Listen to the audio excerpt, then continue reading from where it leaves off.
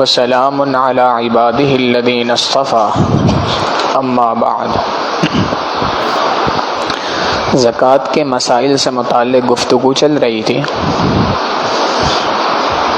آج کی اس گفتگو میں سب سے پہلے ہم نے اس بات کو سمجھنا ہے کہ کن کن افراد کو زکوٰۃ دی جا سکتی ہے، مستحق زکوٰۃ کون افراد ہیں۔ تو اس کے بارے میں مسئلہ یہ ہے، جس کسی شخص کے پاس 52.5 تولہ چاندی کی مالیت کے برابر ضروریات زندگی سے زائد سامان موجود ہو، اس شخص کو زکوٰۃ ادا نہیں کی جا سکتی۔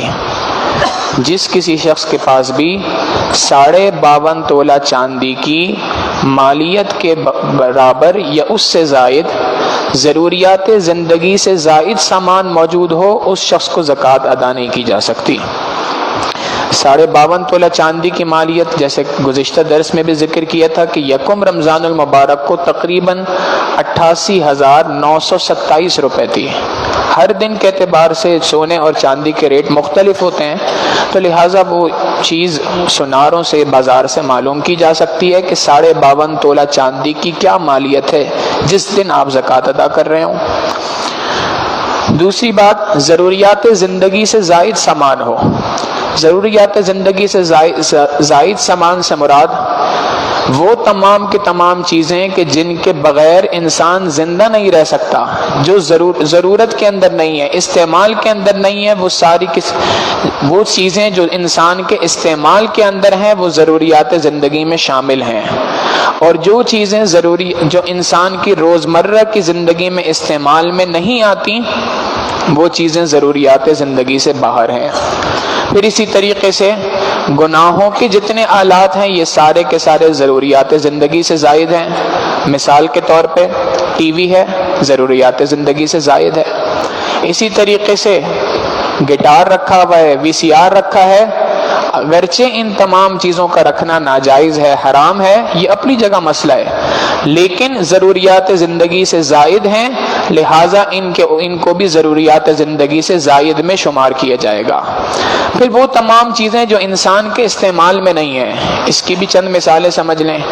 ایک کپڑے وہ ہیں جو انسان روزمرہ کے طور پہ استعمال کرتا ہے، روزانہ کی بنیاد پہ پہنتا ہے، یہ ضروریات زندگی میں شامل ہیں۔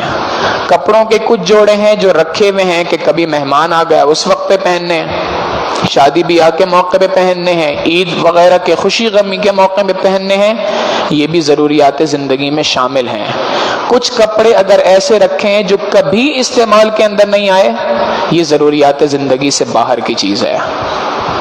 یہ عاجز اکثر مدرسے میں پڑھاتے ہوئے طلباء سے مذاق میں یہ بات کہتا ہے کہ ایک گھر کے اندر برتن وہ ہوتے ہیں جس کے اندر ہم عام طور پہ کھانا کھاتے ہیں، ڈنر سیٹ ہے جس میں عام طور پہ روزانہ کی بنیاد پہ کھانا کھایا جاتا ہے، یہ ضروریات زندگی میں شامل ہے۔ ایک ڈنر سیٹ وہ ہے کہ جو رکھا ہوا ہے، کبھی کوئی مہمان وغیرہ آ گئے اس وقت اس کو نکالا گیا ہے، یہ بھی ضروریات زندگی میں شامل ہے۔ اور ایک ڈنر سیٹ ہے وہ ہے جو امی اپنے جہیز میں لے کے آئی تھی، آج تک بند کر کے رکھا ہوا ہے، کبھی استعمال ہی نہیں ہوا، یہ ضروریات زندگی سے زائد ہے۔ تو مسئلہ یہ ہے کہ جس کسی شخص کے پاس بھی 52.5 تولہ چاندی کی مالیت کی رقم یا سامان موجود ہو اور وہ اس کی ضروریات زندگی سے زائد ہو، اس شخص کو زکوٰۃ ادا نہیں کی جا سکتی۔ اور جس کسی شخص کے پاس بھی 52.5 تولہ چاندی کی مالیت سے کم یا 52.5 تولہ چاندی کی مالیت کی چیز تو ہے لیکن ضروریات زندگی میں شامل ہے، اس بندے کو زکوٰۃ ادا کی جا سکتی ہے۔ دوسرا مسئلہ، چند افراد ہیں جن کو زکوٰۃ ادا نہیں کی جا سکتی کسی صورت میں بھی۔ نمبر 1، کافر کو زکوٰۃ ادا نہیں کی جا سکتی، زکوٰۃ مسلمان ہی کو ادا کی جائے گی۔ نمبر 2، سید کو زکوٰۃ ادا نہیں کی جائے گی۔ جو اللہ کے رسول صلی اللہ علیہ وسلم کے خاندان سے آل رسول کہلاتے ہیں، سید کہلاتے ہیں، ہاشمی کہلاتے ہیں، ان کو بھی زکوٰۃ ادا نہیں کی جا سکتی۔ شریعت کا اصول یہ ہے کہ ان کی انسان زکوٰۃ سے ہٹ کر دوسرے مال کے ذریعے سے، صدقات کے ذریعے سے، عطیات کے ذریعے سے ان کی مدد کرے۔ نمبر 3، اصول و فروع کو زکوٰۃ ادا نہیں کی جا سکتی۔ اصول سے مراد انسان کا والد، والدین ہیں، والد والدہ، دادا دادی، نانا نانی، یہ جو اوپر سے سلسلہ نسب چل رہا ہے، ان افراد کو بھی زکوٰۃ ادا نہیں کی جا سکتی۔ فروع سے مراد بیٹا، پوتا، پڑ پوتا، نواسا، نواسی، یہ تمام کے بیٹی، یہ تمام کے تمام فروع کہلاتے ہیں۔ تو نہ اصول کو زکوٰۃ ادا کی جا سکتی ہے، نہ فروع کو زکوٰۃ ادا کی جا سکتی ہے۔ پھر اسی طریقے سے جس سے انسان کا ازواج کا رشتہ ہو، شوہر ہے تو بیوی کو زکوٰۃ نہیں دے سکتا، بیوی ہے تو شوہر کو زکوٰۃ نہیں دے سکتی۔ ان کے علاوہ دیگر افراد کو زکوٰۃ ادا کی جا سکتی ہے۔ مثال کے طور پہ اگر بھائی ہے، مستحق زکوٰۃ ہے، اور وہ آپ کے ساتھ نہیں رہتا، اس کا رہنا سہنا تمام چیزیں آپ سے ہٹ کر ہیں، اس کو زکوٰۃ ادا کی جا سکتی ہے۔ بہن ہے، شادی شدہ ہے، اپنے گھر میں ہے، مستحق زکوٰۃ ہے، زکوٰۃ ادا کی جا سکتی ہے۔ بلکہ شریعت کا مطالبہ تو یہ ہے کہ زکوٰۃ کی ادائیگی میں پہلا حق قریب ترین رشتہ داروں کا ہے۔ جو آپ رشتہ داری کے اندر آپ کے زیادہ قریب ہے اور مستحق زکوٰۃ ہے، تو پہلا حق اس کا ہے۔ اس کو زکوٰۃ ادا کرنے کے اندر ایک فائدہ تو زکوٰۃ کی ادائیگی ہو جائے گی، اور دوسرا فائدہ رشتہ داری کا حق پورا ہوگا۔ اللہ رب العزت دوہرا ثواب عطا فرمائیں گے۔ پھر اسی کے اندر علماء نے لکھا کہ تین مواقع ایسے ہیں، تین افراد ایسے ہیں کہ جن کو زکوٰۃ ادا کرنے میں دوہرا ثواب ملا کرتا ہے، اور ان کی ترتیب ہے کہ انسان اگر زکوٰۃ ادا کرنا چاہے تو پہلے کس کو دیکھے، پھر کس کو دیکھے، پھر کس کو دیکھے۔ تو سب سے پہلی صورت یہ ہے کہ انسان اپنے قریب ترین رشتہ داروں میں دیکھے۔ بہن بھائیوں میں کوئی ایسا موجود تو نہیں ہے، پھپھی، چاچا، ماموں، اس طریقے سے خونی رشتوں کے اندر کوئی ایسا موجود تو نہیں ہے۔ اگر کوئی موجود ہے تو اس کو زکوٰۃ کی ادائیگی کرنا یہ اولین حق ہے، لہٰذا اس کو زکوٰۃ کا ادا کرنے پر دوہرا ثواب ہے۔ پھر رشتہ داروں کے بعد دوسرا نمبر آتا ہے پڑوسیوں کا۔ پڑوس کے اندر اگر کوئی شخص ایسا موجود ہے کہ جو مستحق زکوٰۃ ہے، تو شریعت کہتی ہے ان کو زکوٰۃ ادا کی جائے۔ ان کو زکوٰۃ ادا کرنے کے اندر بھی دوہرا اجر ہے، ایک اجر زکوٰۃ کی ادائیگی کا اور ایک اجر پڑوس کا حق ادا کرنے کا۔ اور تیسری چیز اہل علم حضرات کے اوپر، یہ تیسرا نمبر ہے، اہل علم کے اوپر زکوٰۃ کو خرچ کرنا، کہ اگر کوئی اہل علم میں سے کوئی ہے اور مستحق زکوٰۃ ہے، دین کی محنت کے ساتھ منسلک افراد میں سے کوئی ہے اور زکوٰۃ کا مستحق ہے، مدارس دینیہ ہو گئے، یا اسی طریقے سے کسی عالم دین کو، کسی مسجد کے اندر کسی مؤذن کو، خادم کو آپ جانتے ہیں کہ مستحق زکوٰۃ ہے، اگر ان کو زکوٰۃ ادا کی جائے تو اس کے اندر بھی دوہرا اجر ہے۔ ایک اجر تو زکوٰۃ کی ادائیگی کا ہے، اور دوسرا اس علم کے اندر، اس دین کے کام کے اندر اپنا ان پٹ ڈالنا، اپنی مدد، اپنا حصہ ڈالنے کا ثواب بھی اللہ رب العزت عطا فرماتے ہیں۔ تو یہ تین افراد کے اوپر زکوٰۃ کی ادائیگی کے اندر یہ ترتیب ہے کہ سب سے پہلا حق رشتہ داروں کا، پھر پڑوسیوں کا، پھر اہل مدارس ہیں، دیندار افراد ہیں، ان کا حق ہے، پھر اس کے بعد چوتھے نمبر پہ دیگر افراد کا حق ہے۔ زکوٰۃ کی ادائیگی سے متعلق ایک بات اور ذہن میں رکھنی چاہیے، اور وہ یہ ہے کہ زکوٰۃ کی ادائیگی میں مالک بنانا شرط ہے۔ زکوٰۃ کی ادائیگی کرتے ہوئے سامنے والے شخص کو مالک بنانا شرط ہے۔ جب تک اس کو مالک نہ بنایا جائے اس وقت تک زکوٰۃ ادا نہیں ہوتی۔ لہٰذا یہ بات کہی جاتی ہے مسجد کے اندر زکوٰۃ کا مال نہیں دیا جا سکتا۔ کیوں؟ اس لیے کہ مسجد کا کوئی مالک نہیں ہے۔ زکوٰۃ کے اندر مالک بنانا شرط ہے۔ مسجد کی ملکیت اللہ رب العزت کے ہاتھ میں ہوتی ہے، وقف ہوتا ہے، لہٰذا زکوٰۃ کی اندر مالک بنانا شرط ہے۔ اور مالک بنانے کا مقصد یہ ہے کہ جس شخص کو آپ زکوٰۃ کی رقم دے رہے ہیں اس کو کلی اختیار دے رہے ہوں کہ جی یہ رقم آپ کی ہے، اب آپ کی مرضی، چاہے تو اس رقم کو کسی اور کو ادا کر دیں، چاہے اس رقم کو جلا دیں، چاہے اس رقم کو کسی بھی کام کے اندر استعمال کریں، اس کے استعمال کا اس کو مکمل اختیار ہے۔ جب یہ مکمل اختیار کے ساتھ ادا کیا جائے گا تو زکوٰۃ کی ادائیگی ہوگی۔ اگر مکمل اختیار نہیں دیا جاتا بلکہ انسان پیسے ادا کرتے ہوئے ساتھ پہ شرط لگاتا ہے، میں آپ کو پیسے دے رہا ہوں، آپ نے اس سے علاج ہی کروانا ہے، میں آپ کو پیسے دے رہا ہوں، آپ نے اس سے فلاں کام ہی کرنا ہے، کوئی اور کام نہیں کرنا، علماء نے لکھا یہ مالک بنانا نہیں ہے، اس سے زکوٰۃ ادا نہیں ہوتی۔ پھر زکوٰۃ کے اندر جیسے نقدی دی جا سکتی ہے، کیش دیا جا سکتا ہے، ویسے سامان بھی دیا جا سکتا ہے، کپڑے خرید کے دیے جا سکتے ہیں، دوائیاں خرید کے دی جا سکتی ہیں۔ جو بھی چیز زکوٰۃ کے پیسوں سے خریدی جائے گی، خریدنے کے بعد مستحق زکوٰۃ شخص کو اس چیز کا مالک بنانا یہ انسان کے لیے شرط ہے، یہ لازم ہے۔ اگر مالک نہیں بنایا تو زکوٰۃ ادا نہیں ہوگی۔ پھر اس میں یہ بات بھی سمجھیں کہ یہ مالک بنانے کا مسئلہ بڑا باریک مسئلہ ہے۔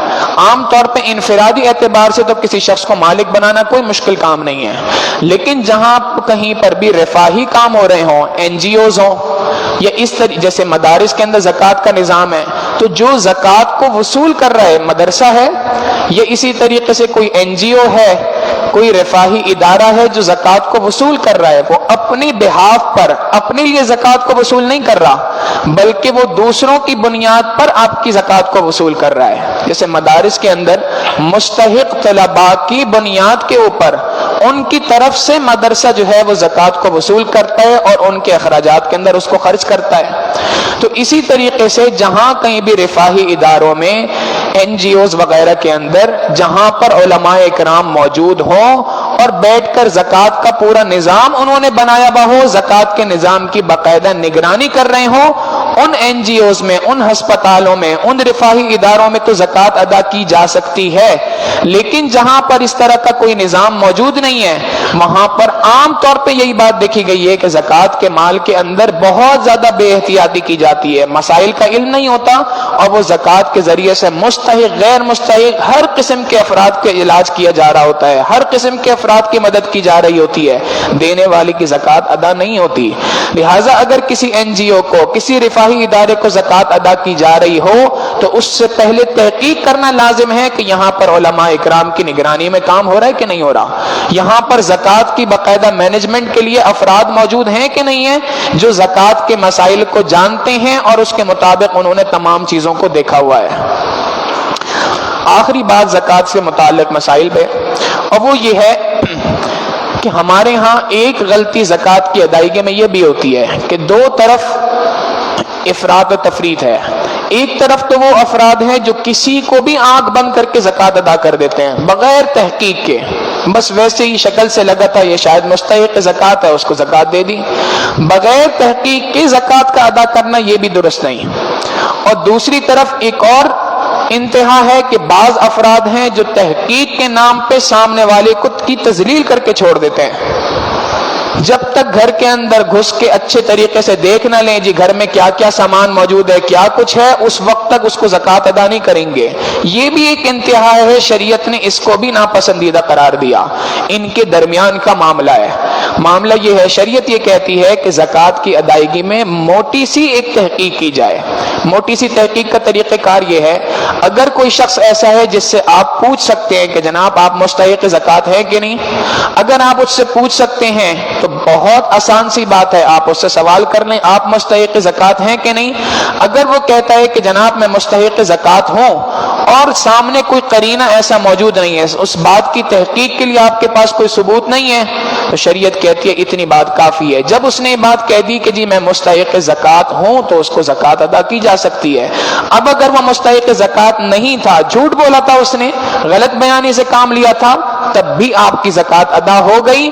اس بندے کے جھوٹ اور سچ کا ثواب یا گناہ اس بندے کے اپنے ذمہ ہے۔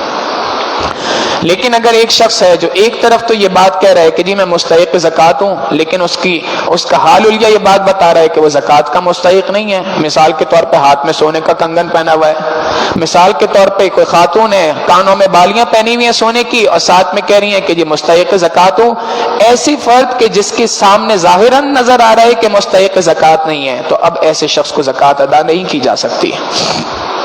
پھر ایک اور بات تحقیق کے اندر یہ ہے کہ اگر کسی شخص سے پوچھا جا سکتا ہو مستحق زکوٰۃ ہے تو پوچھ لے، سب سے آسان بات ہے۔ لیکن اگر کسی شخص سے یہ مستحق زکوٰۃ ہونے کا پوچھا نہیں جا سکتا، اس کی عزت نفس کا مسئلہ ہے، تو شریعت نے اس بات کا حکم نہیں دیا کہ ہم اس کی باقاعدہ تحقیق اس کے گھر جا کے کریں، نہیں، شریعت کہتی ہے ایک موٹی سی معلومات کی جائے عام الفاظ میں، ہاں بھائی آج کل کاروبار کیسا چل رہا ہے، ملازمت کیسی چل رہی ہے؟ اچھا جاب نہیں ہے تو کیسے زندگی گزار رہے ہو؟ پھر کیسے گزارا ہو رہا ہے؟ کس طریقے سے چیزیں مینج ہو رہی ہیں؟ یہ چھوٹے سے چند موٹے موٹے سے سوالات کر لیے جائیں. یہ موٹے موٹے سے سوالات کرنے سے ایک آپ کے ذہن میں جو نظریہ بنتا ہے، اگر آپ کے ذہن میں یہ بات آتی ہے کہ جناب ان کے حالات ایسے ہیں کہ واقعتاً یہ مستحق زکوٰۃ لگتے ہیں، اب اس شخص کو زکوٰۃ ادا کی جا سکتی ہے. زکوٰۃ ادا کر دی اور بعد میں پتہ چلا کہ یہ مستحق زکوٰۃ نہیں تھا، تب بھی شریعت کہتی ہے چونکہ آپ تحقیق کر چکے تھے، آپ نے اپنی تحقیق کے بعد اس کو زکوٰۃ دی ہے، لہٰذا آپ کی زکوٰۃ ادا ہو گئی. لہٰذا زکوٰۃ کی ادائیگی کے اندر تحقیق کا کرنا یہ انتہائی ضروری ہے، لیکن تحقیق کے نام پر تذلیل نہ ہو، اس بات کو ضرور مد نظر رکھنا چاہیے. اور زکوٰۃ سے متعلق ایک آخری گفتگو بھی ذہن میں آ گئی. قرآن کریم یہ بات بتاتا ہے کہ زکوٰۃ کے ادا کرنے کے بعد انسان زکوٰۃ جس کو ادا کی جا رہی ہے، ادب یہ ہے کہ جس کو زکوٰۃ ادا کر دی ہے یہ اس کا احسان سمجھے کہ اس نے مجھ سے میری فرضیت کو مکمل کر دیا. لا تبطلوا صدقاتکم بالمن والاذى، کہیں ایسا نہ ہو کہ زکوٰۃ ادا کر کے، زکوٰۃ ادا کرنے کے بعد، صدقات ادا کرنے کے بعد تم زکوٰۃ کے ادا کرنے والے شخص کو، جس کو زکوٰۃ ادا کی ہے، اس کے اوپر احسان جتلانا شروع کر دو، اس کو تکلیف دینا شروع کر دو کسی طریقے سے. اللہ رب العزت فرماتے ہیں تم اپنی زکوٰۃ کو، اپنے صدقات کو باطل کر رہے ہو، برباد کر رہے ہو، اس بربادی سے اپنے آپ کو بچاؤ. اللہ رب العزت سے دعا ہے کہ پروردگار عالم ہمیں دین کے مسائل سیکھنے، سمجھنے اور اس کے مطابق عمل پیرا رہنے کی توفیق عطا فرمائے. وآخر دعوانا ان الحمد للہ رب العالمین.